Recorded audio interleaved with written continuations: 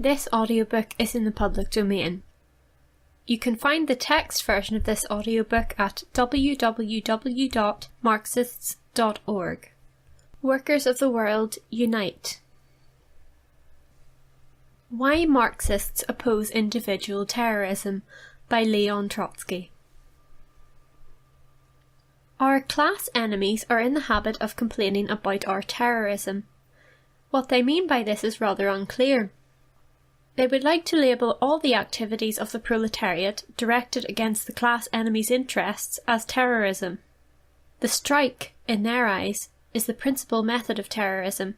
The threat of a strike, the organisation of strike pickets, an economic boycott of a slave-driving boss, a moral boycott of a traitor from our own ranks.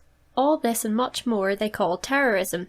If terrorism is understood in this way, as any action inspiring fear in or doing harm to the enemy, then of course the entire class struggle is nothing but terrorism, and the only question remaining is whether the bourgeois politicians have the right to pour out their flood of moral indignation about proletarian terrorism when their entire state apparatus, with its laws, police and army, is nothing but an apparatus for capitalist terror. However, it must be said that when they reproach us with terrorism, they are trying, although not always consciously, to give the word a narrower, less indirect meaning. The damaging of machines by workers, for example, is terrorism in this strict sense of the word. The killing of an employer, a threat to set fire to a factory or a death threat to the owner, an assassination attempt, with revolver in hand against a government minister, all these are terrorist acts in the full and authentic sense. However, anyone who has an idea of the true nature of international social democracy ought to know that it has always opposed this kind of terrorism and does so in the most irreconcilable way. Why? Terrorising with the threat of a strike, or actually conducting a strike, is something only industrial workers can do. The social significance of a strike depends directly upon, first, the size of the enterprise or the branch of industry that it affects, and second, the degree to which the workers taking part in it are organised, disciplined, and ready for action. This is just as true of a political strike as it is for an economic one. It continues to be the method of struggle that flows directly from the productive rule of the proletariat in modern society. Belittles the rule of the masses. In order to develop, the capitalist system needs a parliamentary superstructure. But because it cannot confine the modern proletariat to a political ghetto, it must, sooner or later, allow the workers to participate in parliament. In elections, the mass character of the proletariat and its level of political development, quantities which again are determined by its social role, i.e. above all its productive role, find their expression. As in a strike, so in elections, the method, aim and result of the struggle always depend on the social role and strength of the proletariat as a class. Only the workers can conduct a strike.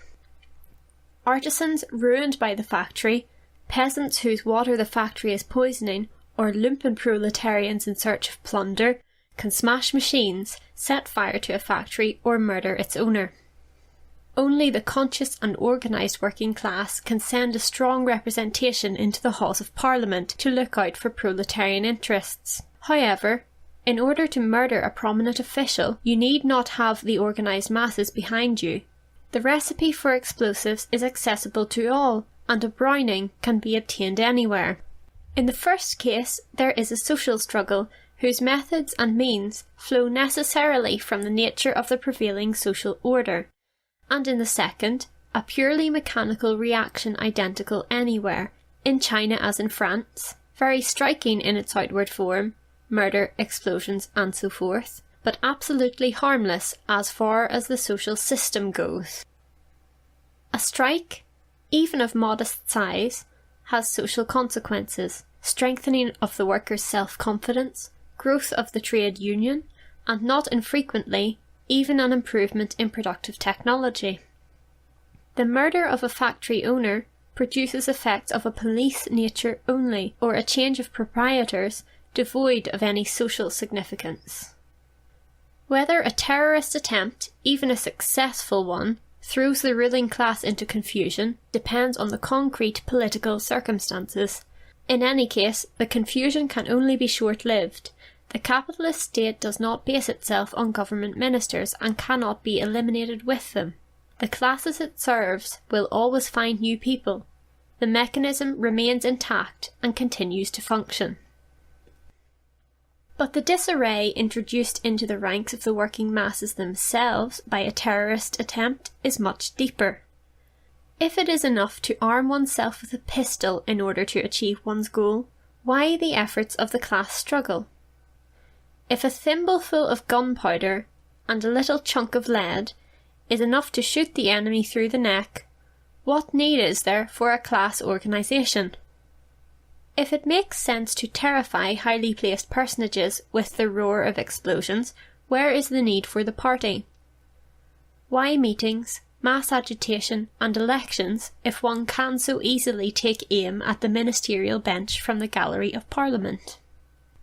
In our eyes, individual terror is inadmissible precisely because it belittles the role of the masses in their own consciousness, reconciles them to their powerlessness, and turns their eyes and hopes towards a great avenger and liberator who some day will come and accomplish his mission. The anarchist prophets of the propaganda of the deed can argue all they want about the elevating and stimulating influence of terrorist acts on the masses. Theoretical considerations and political experience prove otherwise. The more effective the terrorist acts, the greater their impact, the more they reduce the interest of the masses in self-organisation and self-education. But the smoke from the confusion clears away, the panic disappears, the successor of the murdered minister makes his appearance, life again settles into the old rut, the wheel of capitalist exploitation turns as before. Only the police repression grows more savage and brazen, and as a result, in place of the kindled hopes and artificially aroused excitement comes disillusionment and apathy.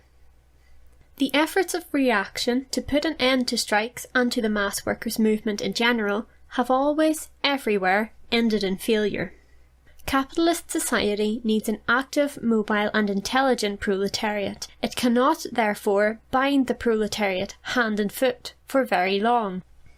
On the other hand, the anarchist propaganda of the deed has shown every time that the state is much richer in the means of physical destruction and mechanical repression than are the terrorist groups. If that is so, where does it leave the revolution? Is it rendered impossible by this state of affairs? Not at all. For the revolution is not a simple aggregate of mechanical means. The revolution can arise only out of the sharpening of the class struggle, and it can find a guarantee of victory only in the social functions of the proletariat. The mass political strike, the armed insurrection, the conquest of state power, all this is determined by the degree to which production has been developed, the alignment of class forces, the proletariat's social weight, and finally by the social composition of the army, since the armed forces are the factor that in time of revolution determines the fate of state power. Social democracy is realistic enough not to try to avoid the revolution that is developing out of the existing historical conditions. On the contrary, it is moving to meet the revolution with eyes wide open. But, contrary to the anarchists and in direct struggle against them, social democracy rejects all methods and means that have as their goal to artificially force the development of society and to substitute chemical preparations for the insufficient revolutionary strength of the proletariat.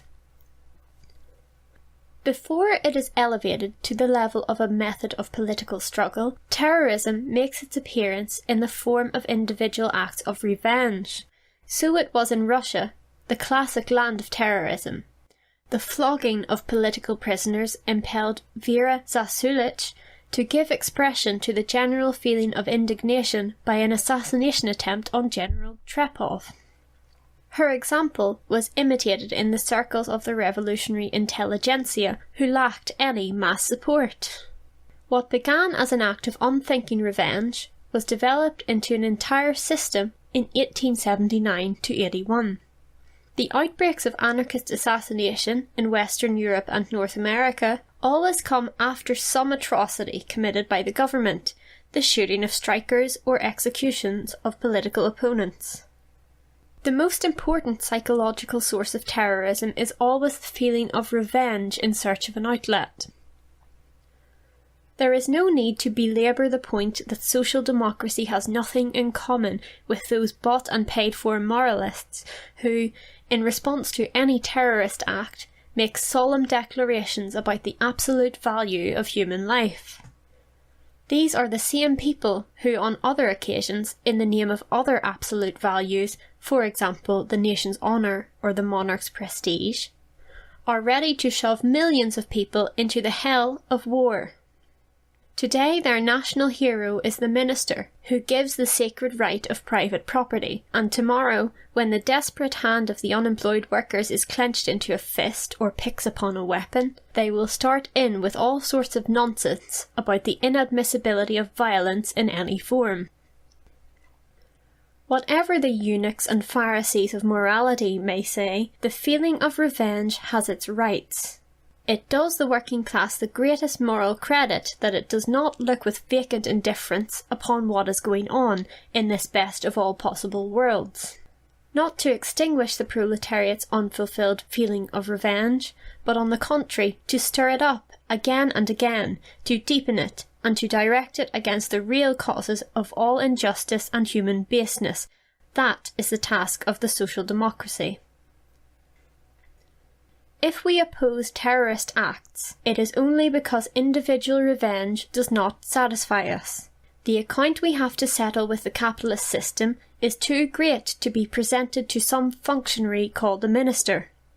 To learn to see all the crimes against humanity, all the indignities to which the human body and spirit are subjected, as the twisted outgrowths and expressions of the existing moral system, in order to direct all our energies into a collective struggle against this system, that is the direction in which the burning desire for revenge can find its highest moral satisfaction. End of recording.